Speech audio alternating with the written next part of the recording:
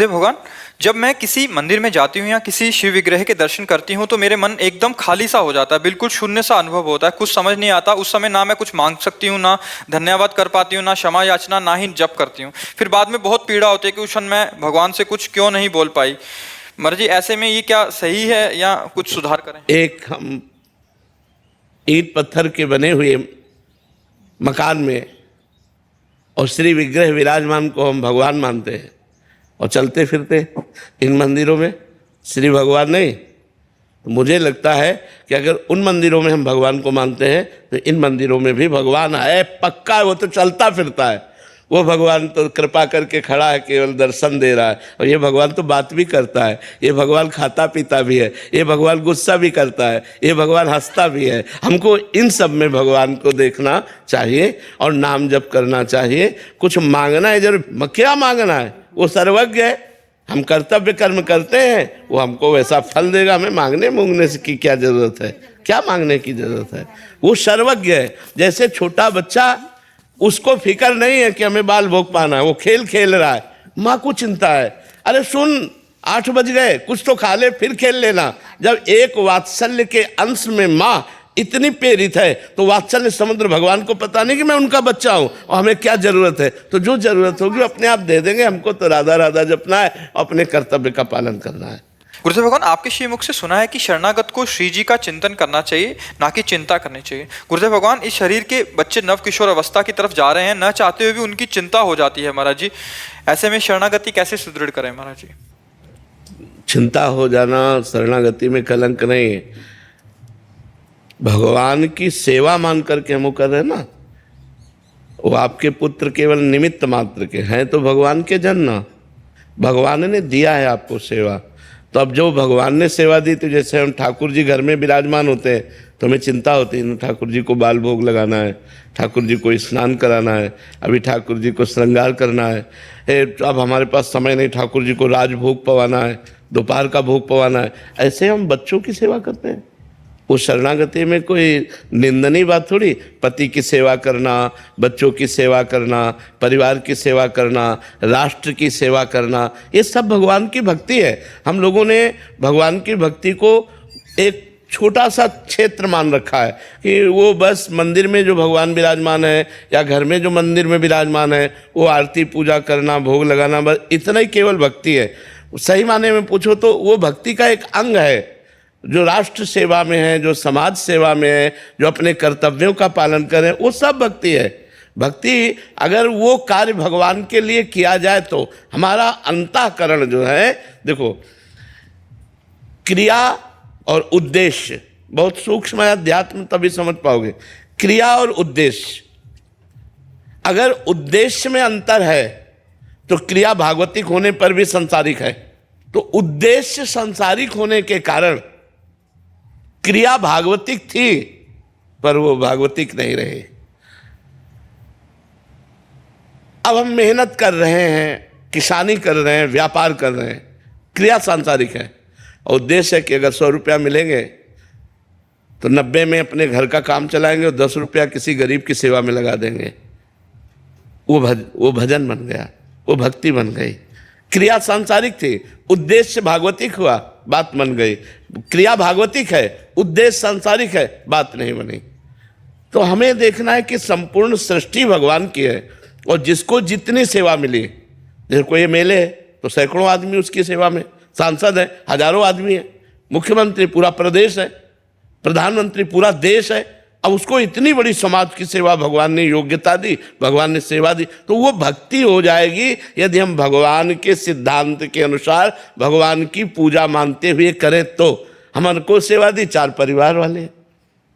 तो हमको ये नहीं मानना कि अब हमें बच्चे के वस्त्र की चिंता है, बच्चे के चरित्र की चिंता है, बच्चे के लिए पढ़ाई की चिंता है, तो वो हमारी भक्ति में बात नहीं। वो अभी हमारी भक्ति है क्योंकि भगवान ने हमको सेवा दी है। गुरुदेव, आपके बल से भगवत भाव करने का प्रयास करता हूँ सब में। गुरुजी, एक एकांतिक में आपने कहा था कि मेरा कैमरा में किसी कोई फोटो नहीं आती महाराज जी, पर हमारे कैमरे में सबकी फोटो रहती है महाराज जी। ऐसे में कैसे डिलीट करें और भगवत भाव करने का प्रयास करें? कै साल के बच्चे? 22 साल के। अब हम जानते हो कै साल के?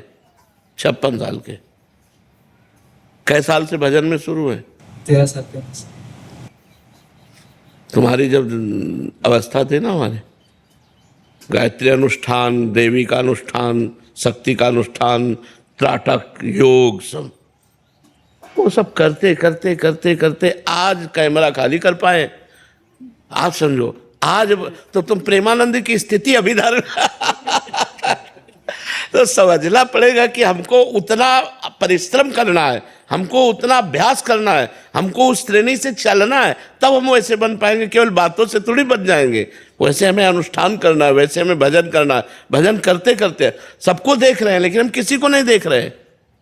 सबसे मिल रहे हैं लेकिन हम किसी से नहीं मिल रहे। अपने भगवान को देख रहे हैं, अपने भगवान से बात कर रहे हैं, अपने भगवान को रिझा रहे हैं। खत्म तो भगवान ही हमारे सामने है, कोई दृश्य है नहीं। आप मनुष्य देखते हो, स्त्री देखते हो, पुरुष देखते हो, तो वही तुम्हारे दिमाग में आता है।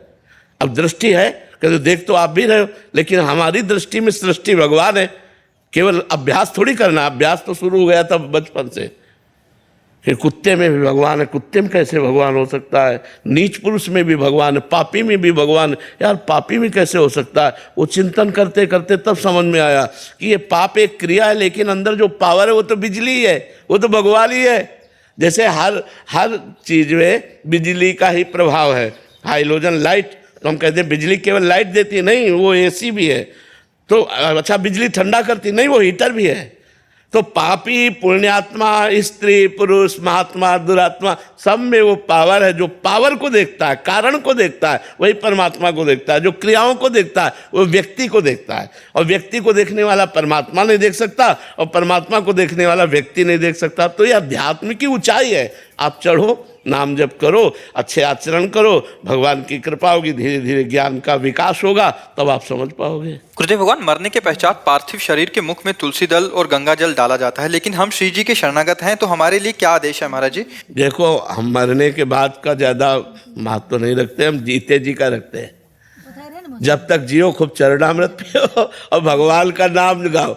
मरने के बाद कुछ भी हो, हमें उससे मतलब नहीं। मान लो कोई है तो चरणामृत तुलसी डाल दे, और जब कोई नहीं है, मतलब ऐसी परिस्थिति कोई नहीं है, शरीर छूटा, तो हम जिंदगी भर राम राम जपा है, कृष्ण कृष्ण जपा है, चरणामृत पिया है, तुलसी दल, तो हमारा कल्याण होगा। अंतिम समय भगवान कृपा करेंगे ऐसे। अब जिंदगी भर पाप कर्म किए हो, अब मरने के बाद मर चुके हो, अब इसके बाद तुम्हारे मुंह में तुलसी दल और चरणामृत, तो वो तो उड़ गया, वो तो गया। जिसको हाँ, वो तो गया। अब मुर्दा में तो आग लगाओ चाहे चंदन लगाओ, क्या फर्क पड़ता है? हमारा इन बातों से ज्यादा महत्व नहीं रहता कि अंतिम के बाद आप क्या कर रहे हैं, उससे महत्व। हम कह रहे जिंदगी भर भजन किया है, भगवान का चिंतन किया, इसके बाद शरीर छूट जाए, फेंक दो शरीर को, तो क्या फर्क पड़ता है? जैसे पुराना कपड़ा कहीं भी फेंक दो, क्या फर्क पड़ता है? हम तो भजन करके निकल गए, अब हमारे इस पिंजड़े को जो मना वैसे करो। हाँ, अब ये तो संस्कार किए जाते हैं कि भाई परिवार के लोग हैं, चलो तीर्थ श्राद्ध प्रयाग में करते हैं, गंगा जी में करते हैं, उस जीव के निमित्त करते हैं जिससे जीव का कल्याण हो। तो उसके पाप कर्म कुछ कर सकते हैं, लेकिन भगवत प्राप्ति थोड़ी हो सकती। भगवत प्राप्ति तो जीते जी गंगा जी का सेवन करो, जीते जी भगवान का नाम जप करो, तब आनंद की प्राप्ति होगी। हम हर समय भगवान का नाम जप करते हैं, भगवान का चरणामृत पीते हैं, हमारा कल्याण पक्का होगा। जीते जी उपाय कर लेना चाहिए। मोटिवेशनल स्पीकर, प्रेरणा देती। हाँ, आधुनिक प्रेरणा के साथ साथ यदि आध्यात्मिक प्रेरणा जुड़ी हो तो बहुत लाभदायक हो, क्योंकि केवल आधुनिक प्रेरणा हमें शांति, विषाद से रहित, भय से रहित, ओवर थिंकिंग से रहित नहीं कर सकती। हमको आध्यात्मिक सूत्र देना पड़ेगा जिससे हमारा मन शांत हो जाए। मन शांति आध्यात्मिकता से हो, जिससे खूब अर्थ बढ़े, खूब वैभव बढ़े। लेकिन हमारा चित्त केवल अर्थ का ही चिंतन करे तो शांति को प्राप्त नहीं होगा। उसमें नाम चाहिए, बार बार उसको भगवान नाम चिंतन कराए, और संयम चाहिए। अर्थ जब बढ़े तो इंद्रियों पर विजय प्राप्त करने की चेष्टा करे, और जब अर्थ नहीं होता तो इंद्रियों को समन करने की चेष्टा करे भगवान के नाम बल से।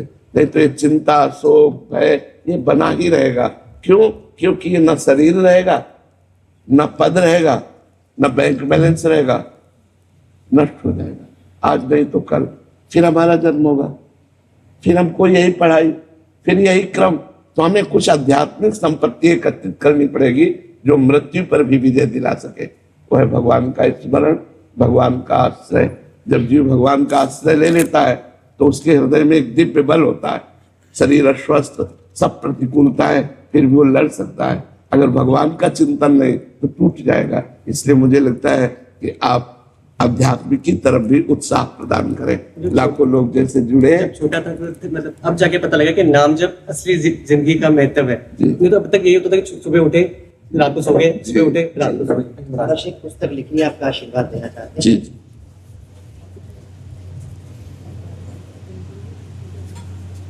पहला ही शब्द जो हमें मिला, दैव दैव आलसी पुकारा। ये तो बड़ी बात, हमें आलस्यवान रहना, हमें तत्पर रहना है। बहुत सुंदर, बहुत सुंदर। हाँ, वही तो हम कह रहे हैं। बिल्कुल, देखो अभी आपने कहा कि निष्कर्षतः कहा जा सकता है कि आत्म जागरूकता, निरंतर प्रयास और पॉजिटिव थिंकिंग के साथ आलस्य को त्याग करके सफलता हासिल, यही मतलब है, यही सार्थक बात है। तभी जीव सफल हो सकता है। लेकिन ये पॉजिटिव चिंतन, निगेटिव का त्याग अध्यात्म से है। जब तक अध्यात्म नहीं, और यही आपने लिखा आत्म जागरूकता, यही अध्यात्म है, आत्म जागरूकता। बहुत सुंदर, बहुत सुंदर। आशीर्वाद दीजिए आप। बहुत सुंदर विचारपूर्वक लिखा, विचारपूर्वक।